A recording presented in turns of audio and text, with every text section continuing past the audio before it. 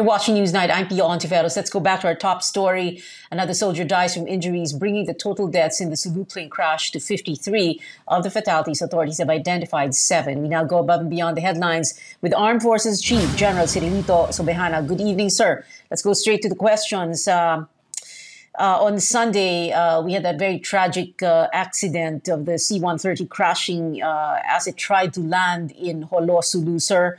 Can you tell us, sir, do we have a problem when it comes to military and civilian airports, especially the one in JOLO, sir?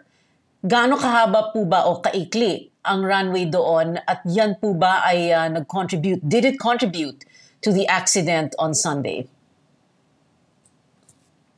Pia, as to the condition of the airport in JOLO, Sulu, okay naman. It is not the first time na nag-land yung ating C-130 dyan. Kaya lang medyo relatively short yung kanyang length.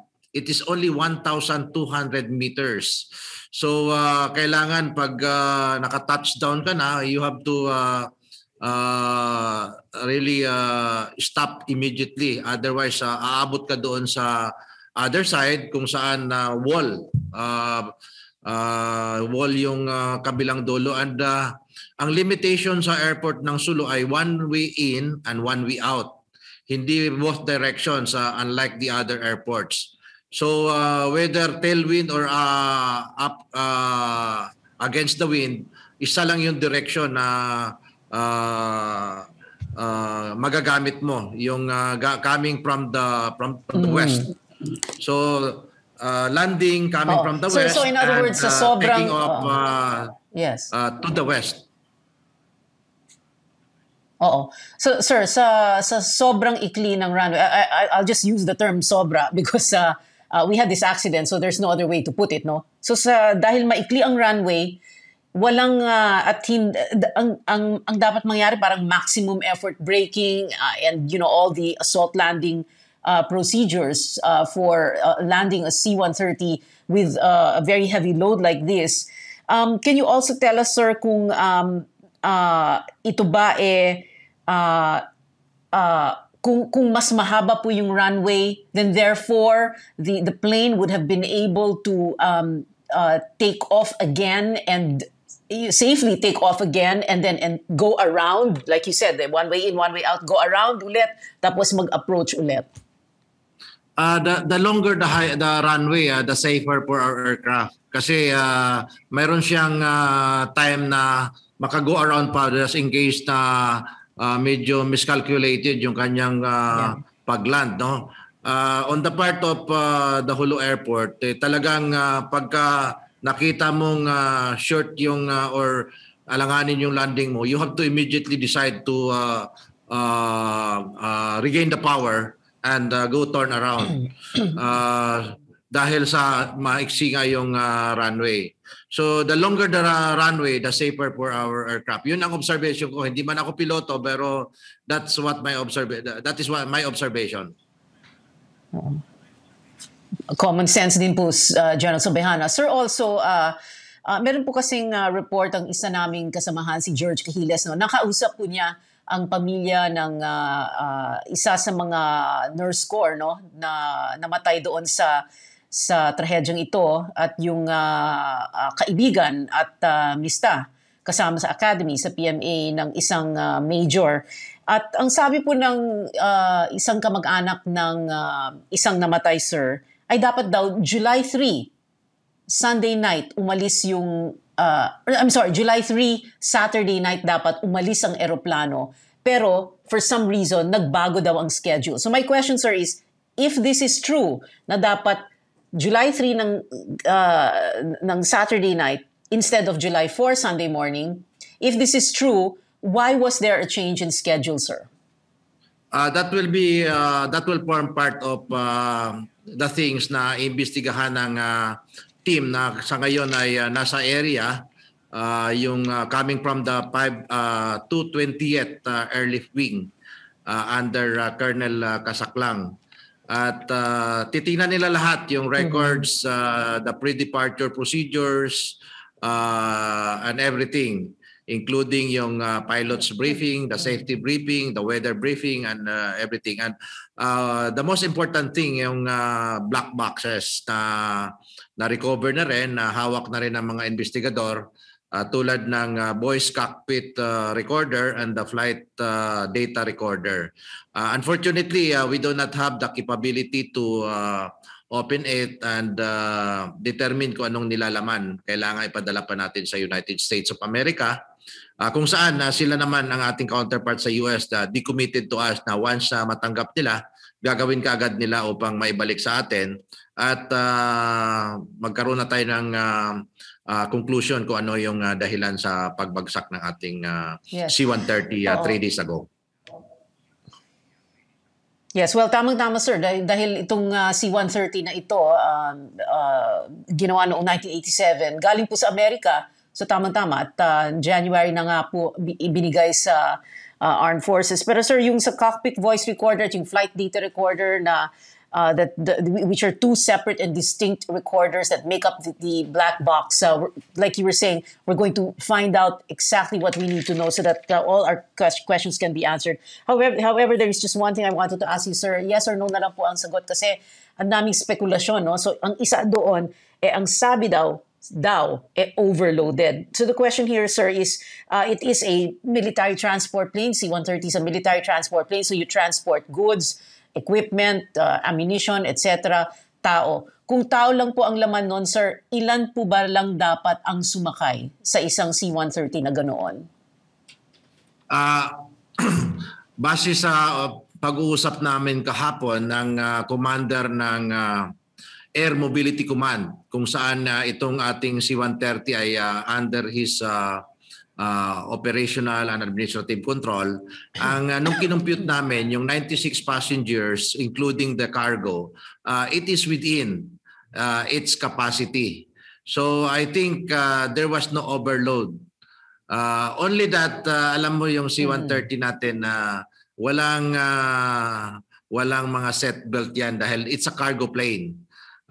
Walang seatbelt kaya unless i-reconfigure yan into a VIP setup kung saan limited lang din yung seatbelt. So iyon ang isang observation ko lang sa C-130 natin na yung mga pasahero natin ay nakalapag lamang without wearing the seatbelt. Sir, yung seatbelt kasi meron naman po sa side, no? Pero iilan lang yan. And everybody else sits in the middle without any protection whatsoever. But anyway, sir, bilisan na lang po natin kasi medyo ubos po yung oras natin and it's very important. 7 remains have been identified of the 50. Sir, can you already tell us what is the highest ranking official on board? Was it a major? Were there 2 majors on board, sir? Because ang dami na pong umiikot. People posting, even their families being interviewed, posting on social media, their friends saying that yung family member nila, yung kamag-anak, kaibigan, namatay. And itong isang major po ba, was he the pilot in command of the aircraft at the time? And when will you be releasing the names of the dead and the injured, sir? Hindi ko masyado nakuha, Pia, pero ang pagkaintindi ko kung ilan yung official na lula ng C-130. Ang piloto po ng C-130 ay si Major Makalintal at he was assisted by Major Bilonaria at si Captain or Lieutenant Hintay. 3 official po yung nasa cockpit at mayroon ding siyang mga non-commissioned officers crew. At may nakasama rin na medical team, yung tawag namin ay S7. At ito ay pinangungunahan ni Captain Imiterio at si Lieutenant Sata. So, Tatu. Lieutenant Tatu ay stand corrected. At Sir, unfortunately, yung na-identify natin, yun nga, si Major Makalintal, si Captain Imiterio, at yung iba pang members ng crew at yung sa S7 or the medical team. Sir, I'm sorry. Kanina po sinabi nyo, Major Makalintal, hindi ko po na nakuha yung dalawa pang pangalan, yung mga co-pilot niya. Ano po yon? Yung co-pilots po niya ay si Major Benalarao. Binoranao. Pasensya na, Peya. Medyo marami tayong inisip. Major Binoranao Okay. and Lieutenant Hintay. At as Okay. we speak, Sir, you are Pia, saying 60 na po yung na-identify ng mga cadavers, no? At dalawa na po sa mga cadavers ang na-airlift na natin mula sa Zamboanga City papunta sa Clark Air Base. Particular yung cadaver ni Captain Emeterio at saka ni Technical Sergeant Agana.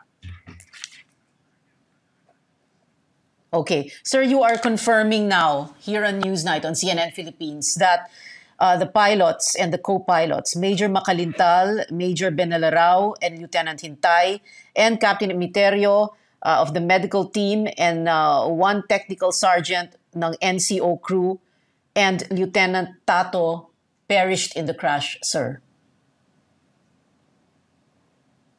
Yes, Pia. And Sir? 60 na, as what I've said, 60 na po yung ating na-identify through forensic examination. At 30 na lang yung ating kasalukuyang in-undergo ng forensic examination to accurately identify them. Then thereafter, we will transport them to the respective families. Yes. Sir, we're going to wrap up, but my last question, and this is really important, no? Sir, this is the 4th military air accident in just 6 months.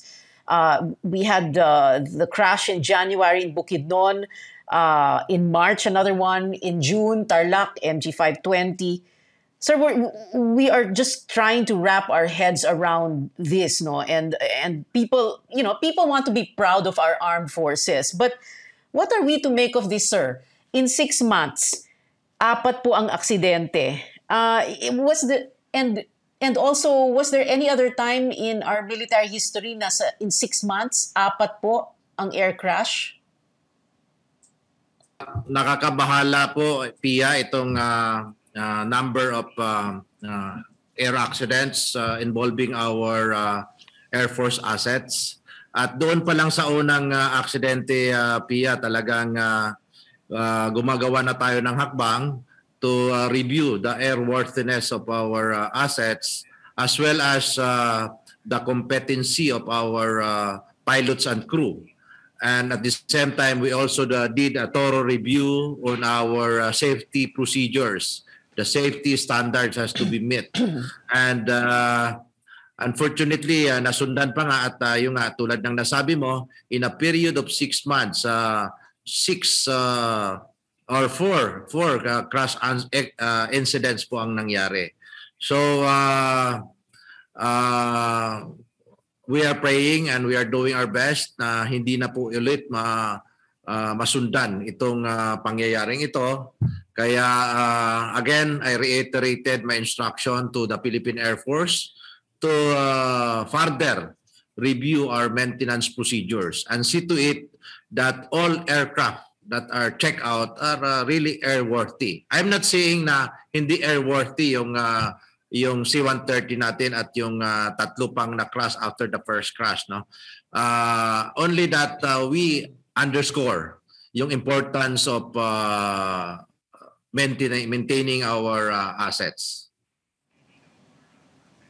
All right. General Cirilito Sobejana. Sir, salamat po. You are number 1. You are telling us na nakakabahala nga 4 air accidents ng armed forces in 6 months. Number 2, you are confirming the pilot and the 2 co-pilots and other officers on board that C-130 perished.